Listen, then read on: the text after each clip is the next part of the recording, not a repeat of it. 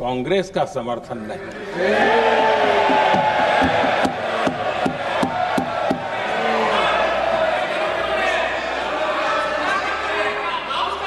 22 अप्रैल के बाद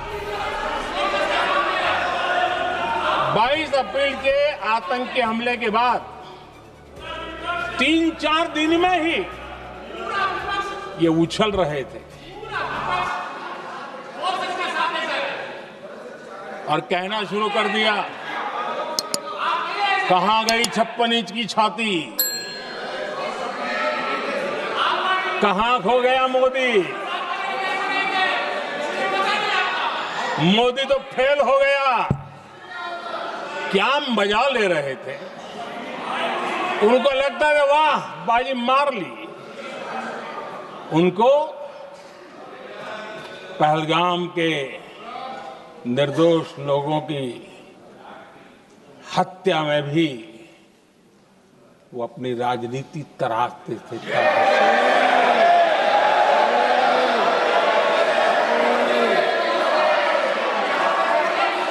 अपनी स्वार्थी राजनीति के लिए मुझ पर निशाना साध रहे थे,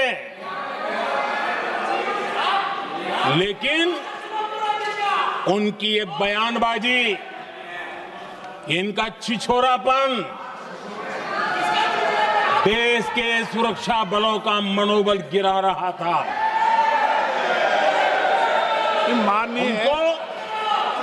माननीय प्रतिपक्ष के नेता, एक मिनट, प्रतिपक्ष के नेता आपकी बात अपने ध्यान से सुनिए। आप बेटे कांग्रेस कर रहे हैं और कुछ नेताओं को पीछे से, ये उचित नहीं है आपके लिए। न भारत के सामर्थ्य पर भरोसा है और न ही भारत की सेनाओं पर। इसलिए वो लगातार ऑपरेशन सिंदूर पर सवाल उठा रहे हैं। ऐसा करके आप लोग मीडिया में हेडलाइंस तो ले सकते हैं, लेकिन देशवासियों के दिलों में जगह नहीं बना सकते।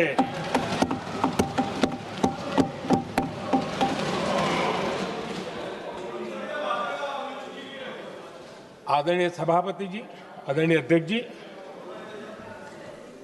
10 मई को भारत ने ऑपरेशन सिंदूर के तहत हो रहे एक्शन को रोकने की घोषणा की।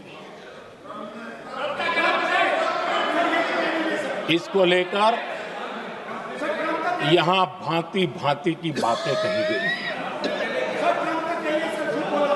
ये वही प्रोपेगेंडा है जो सीमा पार से फैलाया गया है।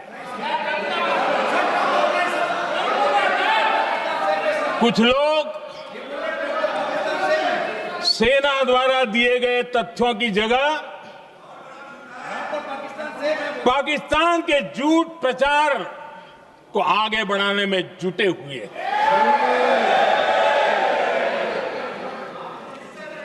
जबकि भारत का रुख हमेशा स्पष्ट रहा है। आदरणीय अध्यक्ष जी, कुछ चीजें मैं जरा स्मरण भी कराना चाहता हूं।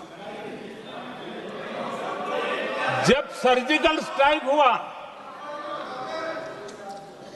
उस समय हमने लक्ष्य तय किया था, हमारे जवानों को तैयार करके, कि हम उनके इलाके में जाकर के आतंकियों के जो लॉन्चिंग पैड है उनको नष्ट करेंगे। और सर्जिकल स्ट्राइक, एक रात के उस ऑपरेशन में हमारे लोग सूर्योदय होते होते काम पूरा करके वापस आए। लक्ष्य निर्धारित था कि ये करना है। जब बालाकोट एयर स्ट्राइक किया तो हमारा लक्ष्य तय था कि आतंकियों के जो ट्रेनिंग सेंटर्स है, इस बार हम उसको तबाह करेंगे, और हमने वो भी करके दिखाया।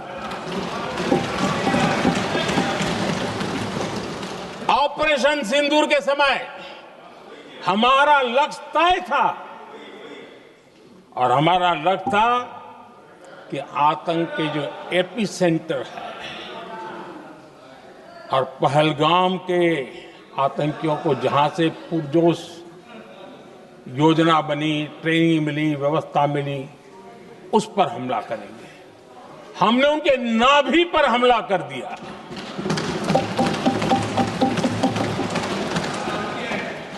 जहां पहलगाम के आतंकियों का रिक्रूटमेंट हुआ, ट्रेनिंग होती थी, फंडिंग होता था, उन्हें टेक्निकल सपोर्ट मिलता था, शस्त्र सरंजाम मिलता था, उस जगह को आइडेंटिफाई किया और हमने सटीक तरीके से ऑपरेशन सिंदूर के तहत आतंकियों की नाभि पे प्रहार कर दिया। और आदरणीय अध्यक्ष जी, इस बार भी हमारी सेना ने 100% लक्ष्यों को हासिल करके देश के सामर्थ्य का परिचय दिया।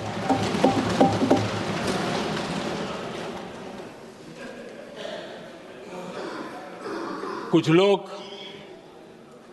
जानबूझकर के कुछ चीजें भूलने में इंटरेस्टेड होते हैं। देश भूलता नहीं है, देश को याद है। 6 रात और 7 मई सुबह ऑपरेशन हुआ था और 7 मई को सुबह भारत ने प्रेस कॉन्फ्रेंस हमारी सेना ने की और इस प्रेस कॉन्फ्रेंस में भारत ने स्पष्ट कर दिया था और पहले दिन से क्लियर था कि हमारा लक्ष्य है आतंकियों के आका, आतंकियों की जो व्यवस्थाएं जहां से होती है वो और उनके अड्डे, उनको हम ध्वस्त करना चाहते थे और हमने प्रेस कॉन्फ्रेंस में कह दिया था, हमने हमारा काम कर दिया है, हमने जो तय किया था पूरा कर दिया है। और इसलिए 6-7 मई को ऑपरेशन हमारा संतोषजनक होने के तुरंत बाद कल जो राजनाथ जी ने कहा था, मैं डंके की चोट पर दोबारा दोहराता हूं, भारत की सेना ने पाकिस्तान की सेना को चंद मिनटों में बता दिया कि हमारा ये लक्ष्य था, हमने लक्ष्य पूरा कर दिया है, ताकि उनको पता चले और हमें भी पता चले कि उनके दिल दिमाग में क्या चलता है।